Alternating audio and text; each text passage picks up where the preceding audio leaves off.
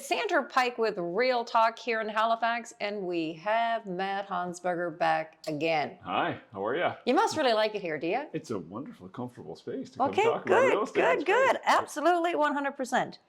So, on the mind, I think of a lot of people, you hear in the news, Toronto is booming. Yep. And people down here think, okay, we're going to be in the same market.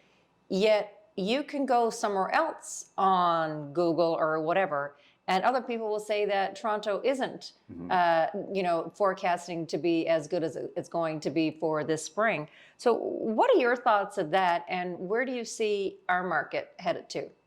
Yeah, there's so many different factors that go into considering a market like Toronto. Obviously, they've seen a slower 18-month period over the last year and a half or so.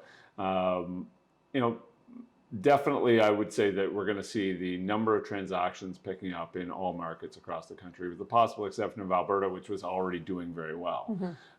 So when you think about Toronto, some of the recent announcements that have come out from the federal government around limiting, foreign workers and foreign students, it's proportional to the population of your area. And so the two areas that are going to get hit the hardest by that are Toronto and Vancouver. And when you think of what's making up a strong market in Toronto, immigration and new Canadians is a big part of that. And so, there is the argument that you could be made that that kind of an announcement is going to slow things down there significantly. But I still think there's enough demand on the sidelines in Toronto, Vancouver, Montreal that they're going to see lots more transactions this year than they saw in 2023. I think that's especially true here in Halifax as well. I also think that we are not as affected by those, limitations on foreign students or foreign workers. So I think that we're obviously going to see the lift that Toronto's going to see, plus, not being limited by the number of people who can come to this part of the country. So, I'd poke the bear right now, Yeah. right? I like doing my stats because that's what I do. In January, there were 340, so we're just talking about single-family homes. Yep. Out of the single-family homes, only 57% of them sold. Yeah. 57% sold, and it was 52 days on market. Last year, it was 43 days. The year before that, 22.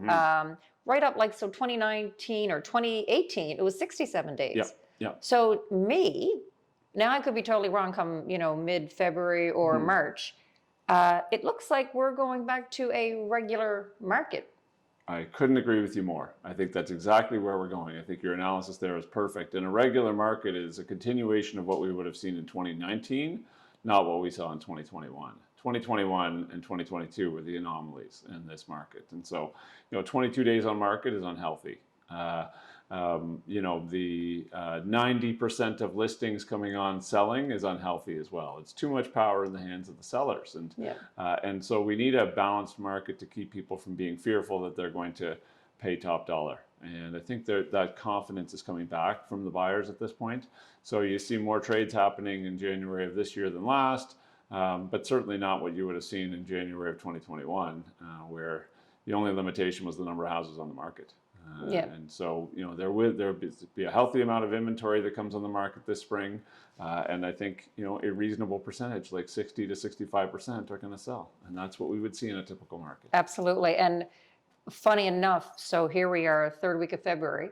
I looked at the stats today, and there were 207 properties, I believe, listed, and 57 of them had sold. Yeah. And we're just in regular market. It's regular market, and that's one of the things that I think we haven't seen long enough that we forget what regular is, right? It is unusual that 80+% of everything that came on the market would sell and sell so quickly.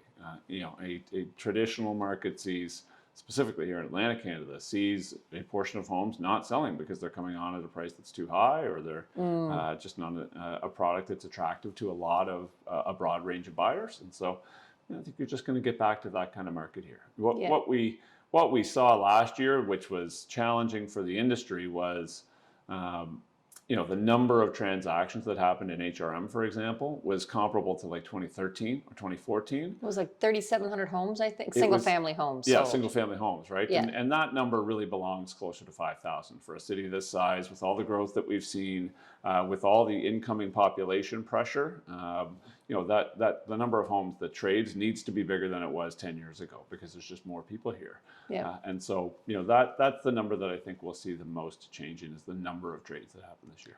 Now, granted, I do believe we'll have a normal spring market. Yeah. Military relocations. So I believe that'll happen, like just normal. It'll be interesting to see what their price points are this year. Yeah. Because prior to pandemic, it was the average, they were around 300,000 or 400,000, most Yep. of the military moves. Yep. During the pandemic, their budget started at 700. Yeah. And last year, when I noticed the military buyers we would have worked with were around 500,000-600,000, Yep. there wasn't the $1 million homes Yeah. that we had during the pandemic. So it'll be interesting to see where their budgets are for this year to, give us indication where our market's going to be headed. Yeah, absolutely. I mean, it's funny to think about that market as a market that still does need to physically move to the locations that they are going to be working out of, right? Because the world has evolved a little bit in their thinking. Not everyone, but lots of people now don't necessarily work where they live. They can live further out, Yep. or they can live remotely, and still do the work that they need. But a lot of the folks who are serving in our military, if they're part of CFB Trenton, they need to be in Trenton, Ontario, right? Yes. They can't do that from Halifax. There's a select few people who could be kind of remote workers in that field anyway. So, Yep. Yeah. Well, Matt, I want to thank you for coming out today, my and pleasure. hopefully we can get you back again and talk about some new construction. Whenever you like. Awesome. Thank Yeah. you.